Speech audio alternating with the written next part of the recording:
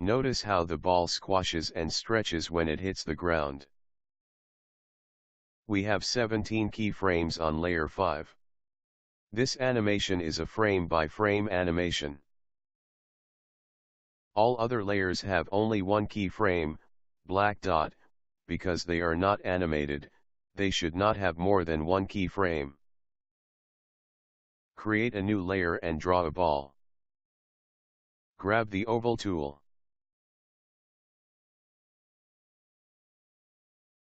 We're going to use the paint bucket to fill with a gradient. I chose a gradient fill.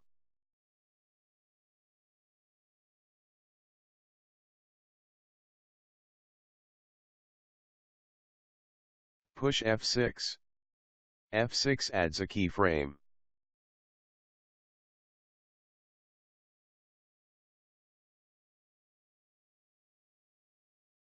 Push F6. The onion skin buttons lets you see several frames at once, so you can time and position your animation correctly. Push F6.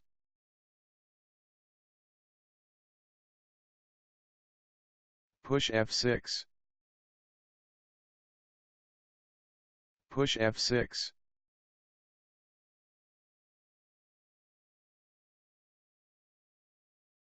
Push F6.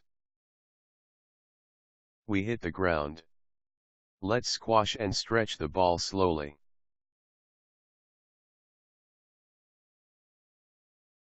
We need to click and move the white circle to the bottom of the ball. Moving the dot allows us to pull from the top and squash it towards the bottom. If you don't do this, the bottom and top of the ball squash to the middle. Trust me. It's a tragedy.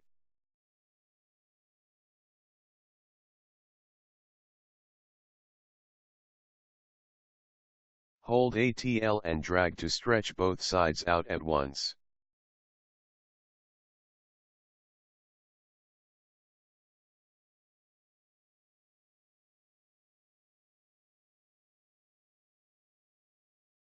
As you squash the ball, you need to stretch it out equally. It should contain the same volume as the original shape. Turn off the onion skinning and scroll the playhead to watch.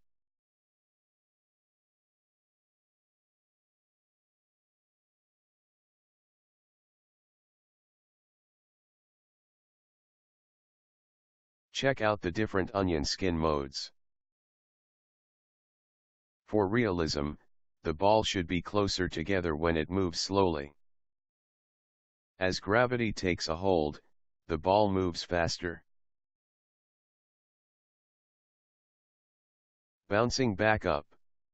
Copying and reversing frames. I'm lazy. I don't want to animate that ball back up into the air. Is there an easier way? Yes.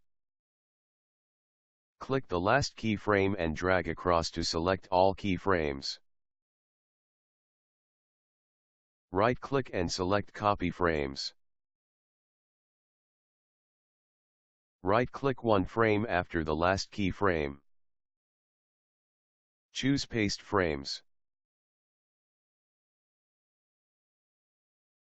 Uh-oh, where did the background go?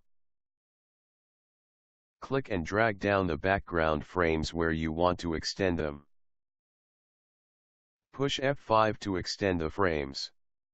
We don't want to add a keyframe, just extend the frame. Great, but we want the ball to bounce up, not bounce down twice. Click and drag to select those newly pasted frames. Then, right-click for the menu. Choose Reverse Frames.